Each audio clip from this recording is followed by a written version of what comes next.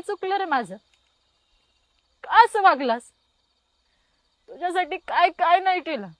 माझ्या सोन्यासारख्या नवऱ्याला किती त्रास दिला मी. कधी 4 शब्द प्रेमाचे सुद्धा बोलले नाही त्याला. माझं प्रत्येक प्रेम, माझ्या प्रत्येक आठवणी फक्त तुझ्यासाठी राखून ठेवल्या आणि तू काय केलंस? काय केलंस? चुकीचं वागलंस माझ्याशी. आशू, आशू अगं हे सगळे खोटं बोलतायत. जा इथून तू, जा इथून.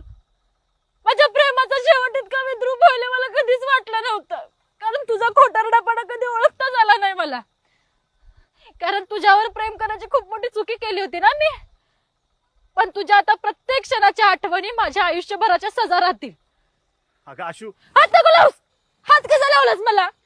फसवलंस मला, फसवलंस मला. खोटारडायस तू. माझ्या आयुष्याचं वाटोळं केलंस, वाटोळं केलंस.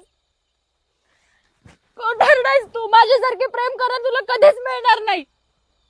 अश्विनी, ऐक माझं. अगं असं काहीच नसतं आणि खरं प्रेम तर मुळात नसतंच. ते फक्त त्यावेळेला झालेलं आकर्षण असतं. हे बघ, घरच्यांच्या विरोधात जाऊन लग्न मी सुद्धा केलंय. पण आज माझी अवस्था बघतेयस ना, तुझं नशीब खूप चांगलंय की दिनेश सारखा नवरा तुला भेटलाय. तो तुझ्यावरती खरंच खूप प्रेम करतो ग.